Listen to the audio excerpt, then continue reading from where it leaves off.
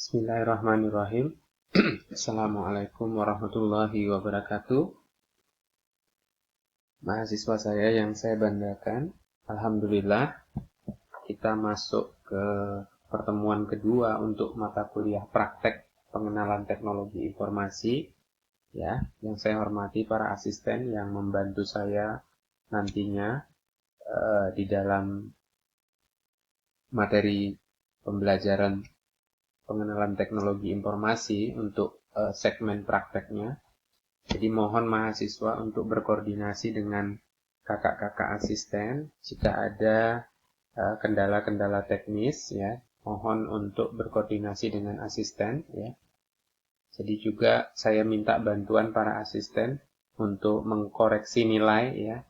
Nanti teknisnya harap hubungi saya. Jadi saya ingin tugas-tugas adik-adik ini bisa dikoreksi oleh para asisten, ya. Jadi materinya nanti apa yang jadi kendala mahasiswa baru itu bisa dibantu oleh kakak-kakak asisten, ya.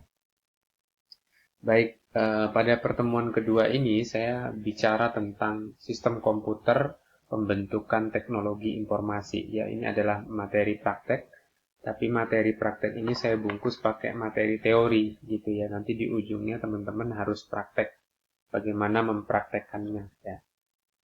Baik, kita lanjutkan ke materi inti kita. Ya, sistem komputer itu sebenarnya cuma ada 3 inti pertama, ya. Sistem komputer itu pada dasarnya terdiri dari Central Processing Unit atau CPU, ya, kemudian memori dan peralatan input-output atau I/O, ya. Jadi sistem komputer itu komponen cuma ada 3, input, ini output, ya.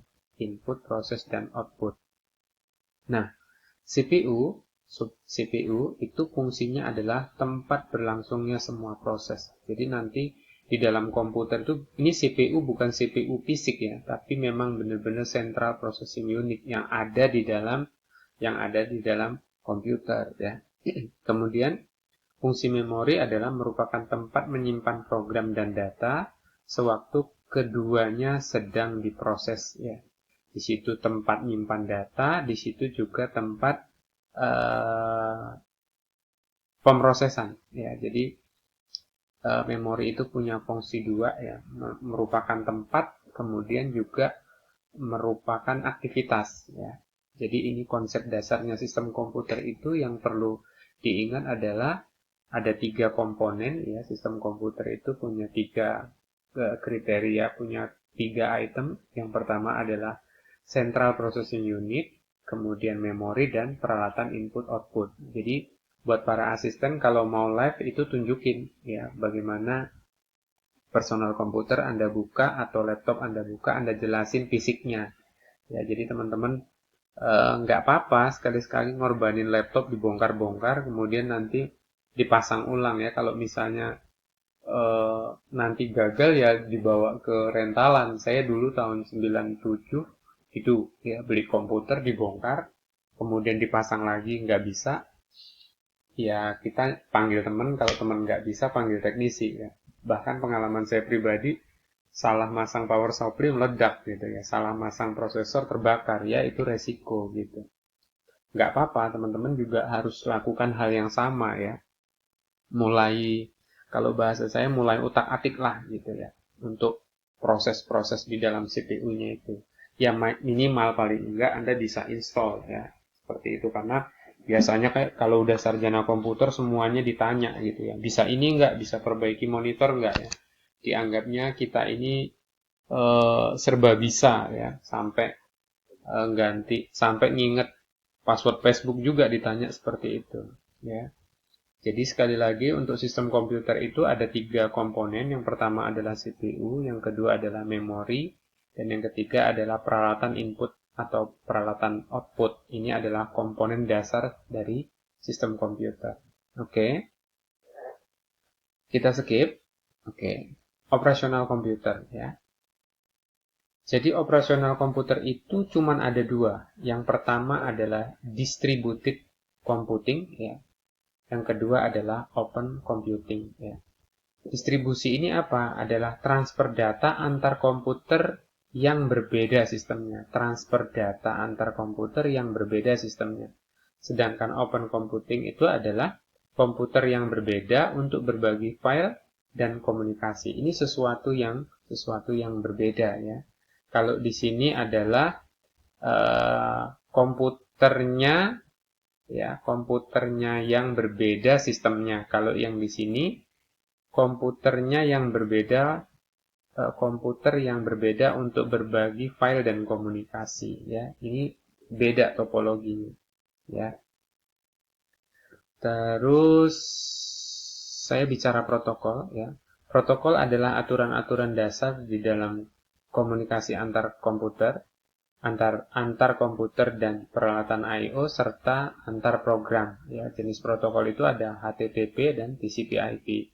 Hypertext Transfer Protocol atau Transmission Control Protocol IP ya. Jadi ini nanti pemahaman tentang TCP/IP ini nanti ada di mata kuliah yang lebih spesifik. Saya lebih bicara tentang basically operasional komputer ya.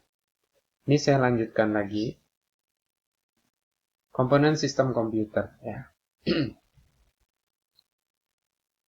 Jadi ada 4 komponen sistem komputer ya. Komponen sistem komputer itu yang pertama adalah komponen perangkat keras atau hardware komponen ya.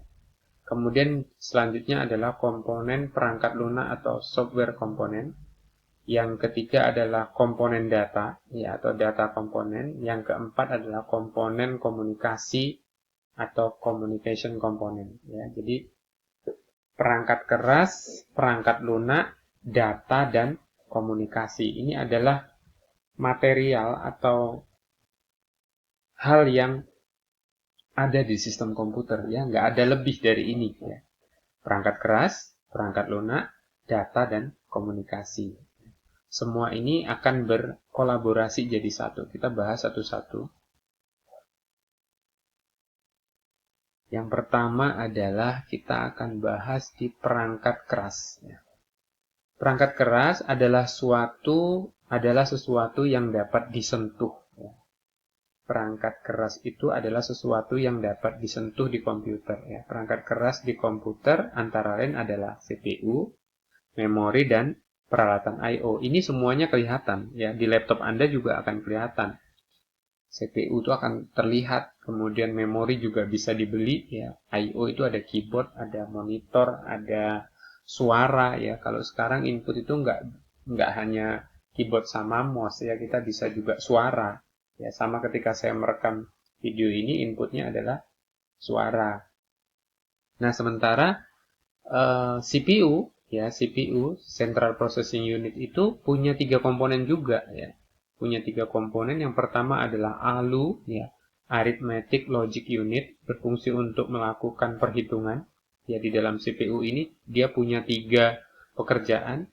Yang kedua adalah CU, Control Unit, adalah berfungsi mengontrol pemrosesan instruksi dan perpindahan data dari suatu bagian CPU ke bagian yang lain. Yang ketiga adalah bus atau interface unit, berfungsi memindahkan instruksi dan data antar CPU dan perangkat keras lainnya ya. Jadi CPU itu punya 3 komponen, kemudian perangkat keras itu juga punya 3 alat ya. Perangkat keras itu ada CPU, memori, I/O. CPU sendiri itu dipecah lagi ada 3, ada ALU, ada CU, ada bus. ALU, CU, bus ini tidak terlihat ya. Ini fungsi. Ini tidak, kalau Anda bongkar laptop Anda mau cari yang mana yang ALU, yang mana yang CU, yang mana yang bus, itu nggak terlihat gitu. Kalau ditanya sama asisten juga akan bingung yang mana gitu ya, karena ini adalah fungsi. Tetapi kalau hari ini Anda buka laptop Anda cari prosesor, Anda cari memori, Anda cari keyboard, Anda cari monitor, itu ada gitu ya. Oke, kita lanjutkan. Komponen perangkat lunak. Oke.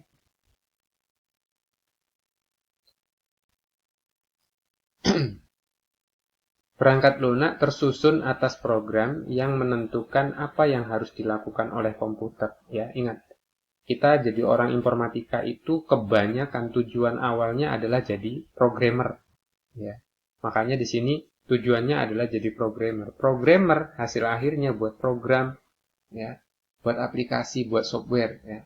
Makanya di sini dibilang perangkat lunak itu tersusun atas program yang menentukan apa yang harus dilakukan komputer, apa yang harus dilakukan komputer. Jadi Anda nyuruh komputer, ya Anda nyuruh komputer. Kalau saya klik tombol A, apa yang saya lakukan? Kalau saya klik tombol Enter, komputer ngelakuin apa, ya. Nah, kemudian komputer harus melaksanakan instruksi yang terdapat di dalam program untuk mendapatkan hasil yang berguna, ya. Misalnya Anda klik send gitu ya, klik send. Kalau send itu apa? Kirim ya, tergantung aplikasinya apa gitu. Kemudian klik delete ya, misalnya delete apa? Delete file atau delete pertemanan ya. Jadi di balik perintah-perintah program itu tujuannya apa? Biar kita mendapatkan hasil sesuai tujuannya. Kalau programmernya jahat ya hasilnya jahat. Kalau programmernya baik ya hasilnya baik gitu ya. Program itu bisa untuk berbuat jahat, bisa untuk berbuat baik ya. Misalnya Anda hari ini masuk ke situsnya klikbca.com. Itu tujuannya baik, biar apa? Biar kita bisa ngecek saldo, transfer uang dan sebagainya. Tapi ketika orang menciptakan link, ya, programnya nggak salah, tujuannya yang berbeda gitu ya. Oke, kita lanjutin. Ada dua macam jenis perangkat lunak atau software. Yang pertama adalah sistem software atau disebut dengan sistem operasi. Ya, berguna untuk mengatur file, meload dan mengeksekusi program serta menerima perintah dari mouse dan keyboard. Ya, jadi sistem operasi ini yang kemudian adalah sistem yang mengendalikan komputer gitu ya, yang mengendalikan Android Anda, yang mengendalikan Apple Anda gitu ya. Jadi tanpa sistem operasi ini, Anda nggak akan bisa membuka aplikasi yang lain ya. Karena apa? Karena perangkat yang kedua itu adalah software aplikasi. Software aplikasi itu diinstal di dalam sistem operasi. Ya, makanya kita bilang software aplikasi itu adalah software yang digunakan untuk menyelesaikan suatu pekerjaan. Ya, biasanya software aplikasi ini ditanam ke dalam sistem operasi. Ya, ada komputer, ada sistem operasi, ada software aplikasi. Ya, ada handphone, ada sistem operasi. Ya, handphonenya apa? Kalau mereknya Samsung, berarti sistem operasinya adalah Android. Ya, aplikasinya apa aja? Ada WhatsApp, ada SMS, ada Facebook, ada dan lain-lainnya gitu ya. Ini di komputer juga seperti ini ya. Hal seperti ini kemudian seiring berjalannya waktu, berkembang teknologi dari era generasi 1, generasi selanjutnya sampai generasi hari ini, akhirnya apa yang terjadi di komputer itu juga terjadi di smartphone Anda ya. Oke. Kita lanjutkan. Untuk yang sistem tadi, teman-teman boleh cari lagi literaturnya dan tanya sama asisten kira-kira sistem operasi itu apa saja. Tapi nanti ada bab khusus kita akan bahas sistem operasi. Oke, yang ketiga adalah tentang komponen data. Apa sih data? Data adalah fakta dasar yang mewakili suatu kejadian. Data diproses oleh sistem komputer untuk menghasilkan informasi. Ya, ini saya jelasin sederhana aja. Ya. Sederhana aja. Misalnya tanggal 1 Anda buka rekening di BCA. Ya, tanggal 1 Anda buka rekening di BCA, katakanlah setor 5 juta. 5 juta rupiah gitu ya. BCA. Nah, tanggal 5 Anda ambil 500.000. Tanggal 10 Anda ambil 1 juta. Ya. Ingat, tanggal 1 Anda setor uang 5 juta. Tanggal 5 Anda ambil uang 500.000. Tanggal 10 Anda ambil uang 1 juta. Pertanyaannya adalah, berapa saldo pada tanggal 15? Ya. Ya. Nah, ketika di layar monitor muncul, maka itulah sebuah informasi. Ya, contohnya seperti itu. Jadi, data itu apa? Data itu adalah sebaris fakta. Ya, ada satu fakta. Ya. Berapa saldonya? Saldo saya tinggal 3,5 juta. Gitu. Kok bisa segini? Nah, ketika kok bisa segini itu, maka Anda mencari tahu apa yang terjadi di mutasi rekening saya. Oh iya, ternyata saya tanggal 5 ngambil uang, tanggal 10 saya ngambil uang. Wajar aja gitu. Nah, tanggal 31 uangnya cuma 3.490.000. Anda penasaran lagi, jangan-jangan di rekening saya ada tuyul gitu. Anda cek lagi mutasinya, ya. Oh, ternyata si BCA itu ngecas saya 10.000, misalnya gitu ya. Nah, ketika Anda melihat sebuah mutasi rekening, disitulah muncul sebuah yang disebut dengan informasi. Ya, disitulah yang disebut dengan informasi gitu. Oh, kita gunain Facebook, ya kan? Si A gunain Facebook, si B gunain Facebook, si A nge-share ada kebakaran di Jalan Hang Tuah, yaitu informasi, ya kan? Oh, share kejadian ada demo, ya kan? Ada yang terluka, ada yang ini, yaitu informasi, ya. Oke, kita skip. Kayaknya ini komponen yang terakhir dari sistem komputer. Setelah perangkat keras, perangkat lunak, kemudian komponen data, kita lanjut dengan komponen komunikasi. Ya. Komponen komunikasi terdiri dari hardware dan software. Ya, komunikasi itu materialnya ada software, ada hardware. Hardware itu apa? Untuk komunikasi ada modem, ya. Modem speedy, modem yang GSM, kemudian ada NIC, Network Interface Card. Ya, sekarang ini kayaknya udah jarang digunain. Sekarang rata-rata orang pakai modem, ya kan. NIC ini terdapat di dalam komputer, ya. Komponen yang kedua di komponen komunikasi adalah software. Ya, adalah software. Gunanya apa? Gunanya yang namanya komunikasi, ada satu PC ke PC lain terhubung. Kalau nggak ada software, nanti orang ini nggak bisa ngomong. Ya. Ada komputer A terhubung dengan komputer B. Ya, kalau cuman hardware ketemu hardware, mereka nggak tahu mau ngapain. Akhirnya adalah penerjemah. Woi, komputer A dia kirim email loh, gitu ya kan. Sama si software dijelasin. Komputer B itu ada email masuk, coba buka. Oh iya, gitu ya. Komunikasinya seperti itu. Ya, itulah makanya kalau komunikasi itu pasti dua alatnya. Yang pertama hardware, yang kedua ada software. Saya contohkan lagi, teman Anda pakai Samsung, Anda pakai Xiaomi. Itu kan dua-duanya hardware. Bisa komunikasi kalau diinstal software gitu ya. Jadi kalau mau komunikasi materialnya ada dua, ada hardware, ada software ya. Oke. Yes, ini dia kita bicara jenis komputer berdasarkan prosesor ya. Oke, ada 4 gambar ya ketika kita bicara jenis komputer berdasarkan prosesor. Ini adalah materi yang bakalan jadi tugas teman-teman ya. Yang pertama, jenis komputer berdasarkan prosesor itu yang pertama adalah superkomputer ya. Namanya super ya. Berarti ya besar sekali, komputer yang sangat besar. Komputer yang sangat besar. Ini dirancang khusus dan merupakan suatu mesin yang sangat mahal. Ya, harganya nanti teman-teman search di Google ya berapa harga superkomputer IBM, teman-teman bisa cek ya. Berapa harganya, saya nggak bicara harga karena saya bukan salesnya, tapi saya ingin teman-teman juga tahu nih yang superkomputer IBM ini harganya berapa gitu ya. Kira-kira Google sama Facebook pakai yang mana gitu ya. Kampus pakai yang mana nanti kita lihat gitu ya. Oke, superkomputer dirancang secara khusus dan merupakan suatu mesin yang sangat mahal. Mesin ini pertama kali dikembangkan di bidang militer dan pemerintahan. Ya, saya bilang bahwa komputer lahir itu sebenarnya atas kebutuhan militer ya.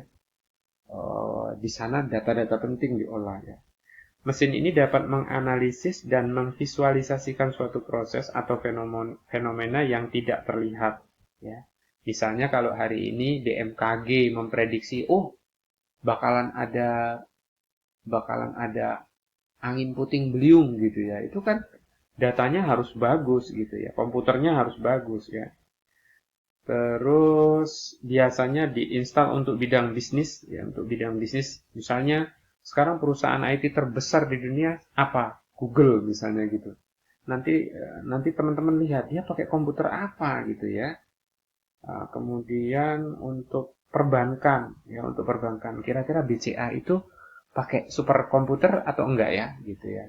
Kira-kira KPU itu pakai superkomputer apa enggak ya gitu. Nanti kita analisis ya, superkomputer ini sangat besar, nanti teman-teman bisa cek fungsinya kayak apa, spesifikasinya kayak apa ya, kemudian dicek juga dia prosesornya berapa kecepatannya gitu ya, setiap yang dikeluarkan oleh vendor itu beda-beda ya. Oke.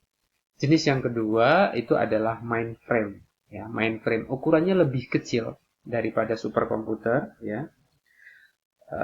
Definisinya adalah mainframe adalah komputer yang prosesornya mempunyai kemampuan sangat besar karena ditujukan untuk banyak pengguna ya, di sini untuk banyak pengguna ya. Biasanya ini orang yang jualan domain sama hosting ya. Kalau teman-teman mau buat website, kalau teman-teman mau buat cloud computing, itu biasanya pesennya di mainframe ya.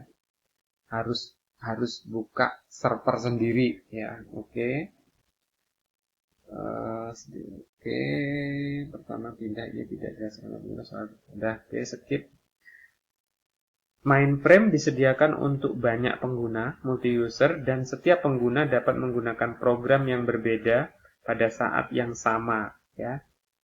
Program yang berbeda. Jadi kalau istilahnya sekarang ada VVS ya, mungkin arahnya ini adalah VVS ya. Jadi kalau teman-teman mau beli server untuk domain sama hosting, biasanya si vendornya dia paling tidak dia punya mainframe, karena kalau ini kemungkinannya tipis ya, kecuali Google ya. Kalau Google sekarang jualan VVS juga, tapi kalau untuk yang nasional kita kayaknya di kelas ini deh ya, di kelas mainframe ya. Kemudian yang ketiga ada mini komputer. Ya, mini komputer ini server kecil ya, server kecil misalnya saya nggak tahu ya kampus kita itu pakai ini atau pakai ini ya. Saya nanti coba teman-teman asisten ngintip ya, ngintip ke kampus kira-kira kampus pakai yang ini atau pakai ini atau pakai yang ini gitu ya. Jangan-jangan komputer kampus pakai superkomputer gitu ya. Tapi kalau prediksi saya kayaknya kampus pakainya mainframe. Ya, kalau mini komputer kayaknya enggak ya. Mini komputer ini apa sih? Mini komputer sebenarnya adalah bentuk mini dari komputer mainframe. Kalau mainframe dapat memiliki ribuan terminal komputer, komputer mini lebih terbatas, jumlahnya lebih sedikit ya, lebih sedikit.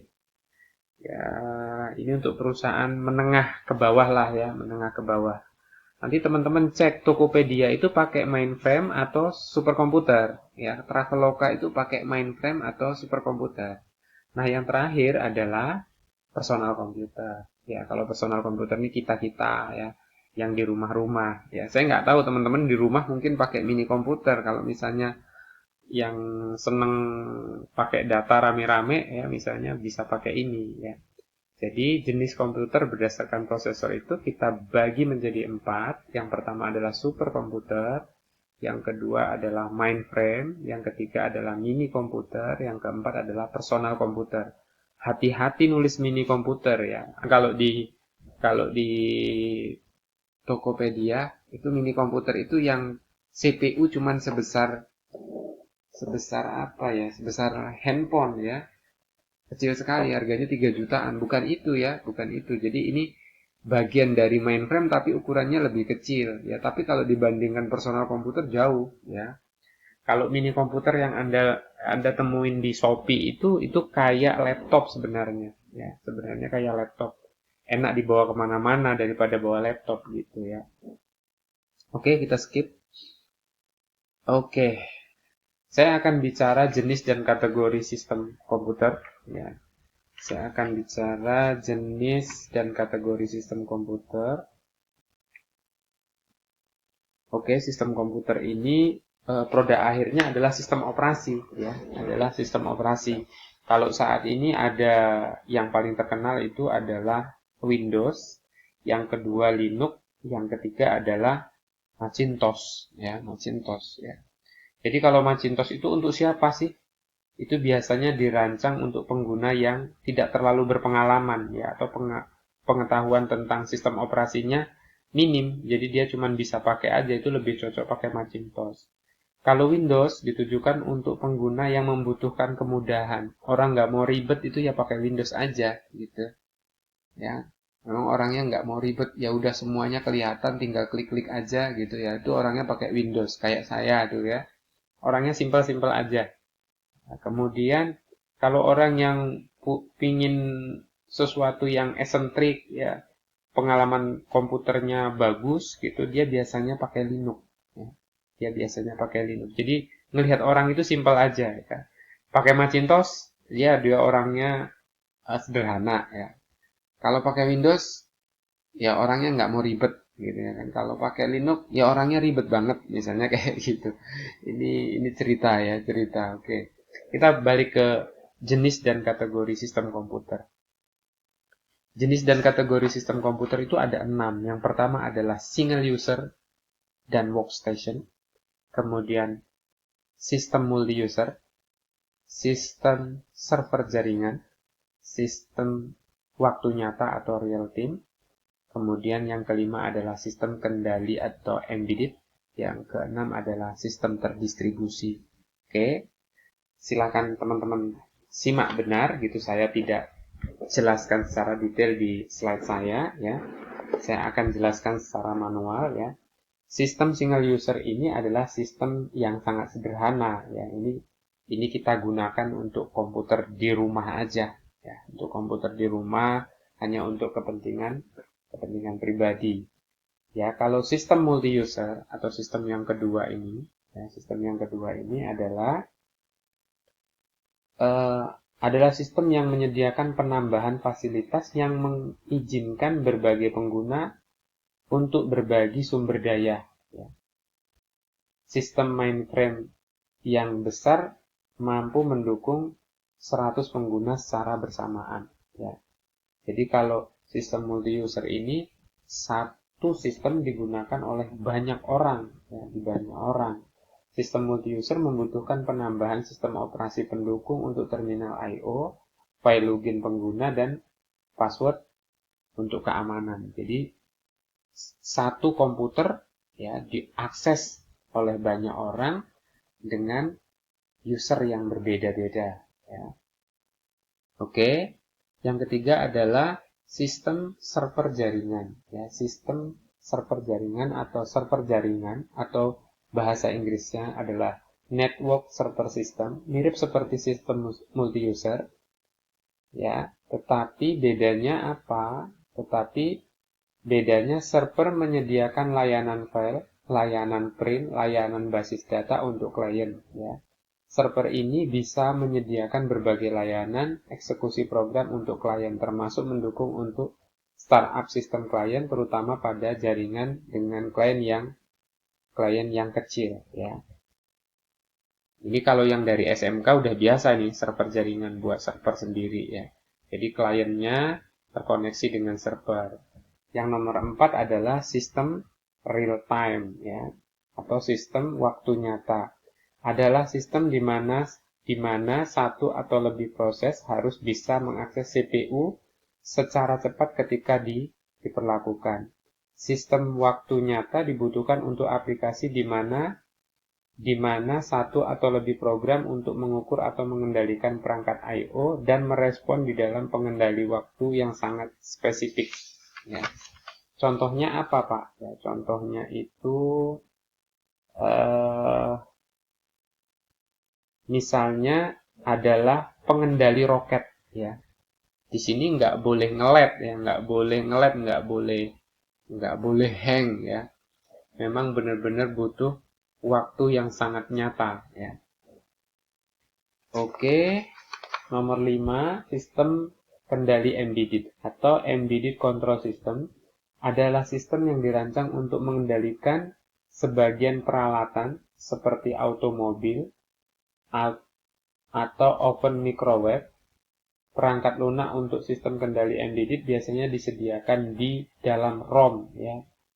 Jadi misalnya ini untuk apa? Untuk mobil balap ya, untuk mobil balap ya, untuk pengendali mobil balap ya. Itu contohnya seperti itu.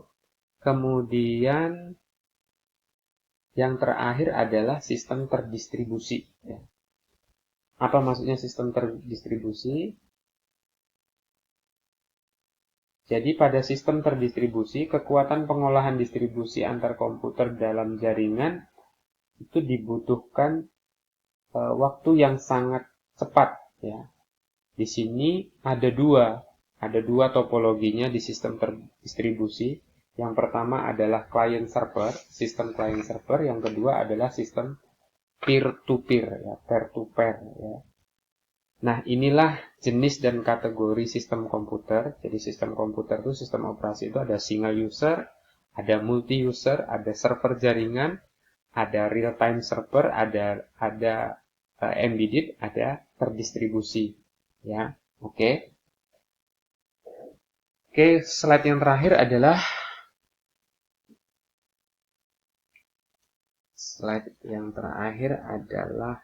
tugas.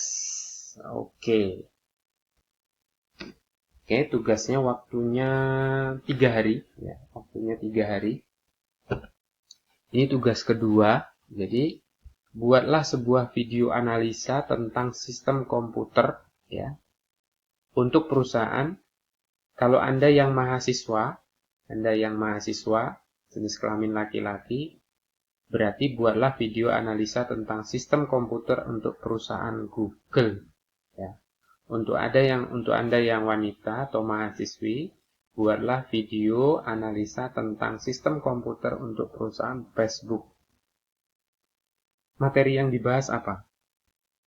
Materi yang dibahas adalah terkait yang sudah saya jelaskan. Ya, misalnya, perusahaan Google tuh Pak, sistem komputernya, jelasin.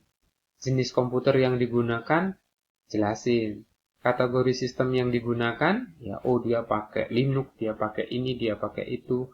Jumlah komputernya sekian Pak, ya. Kemudian luas servernya sekian dan sebagainya. Nah, ini bahasa saya harus Anda kepoin, ya.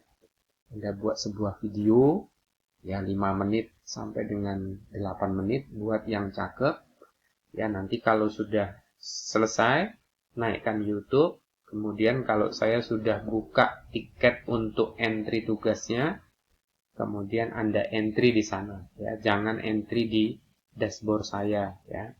Nanti video Anda akan dibantu oleh asisten saya, dinilai, ya, kemudian Anda bisa lihat nilainya. Sekali lagi,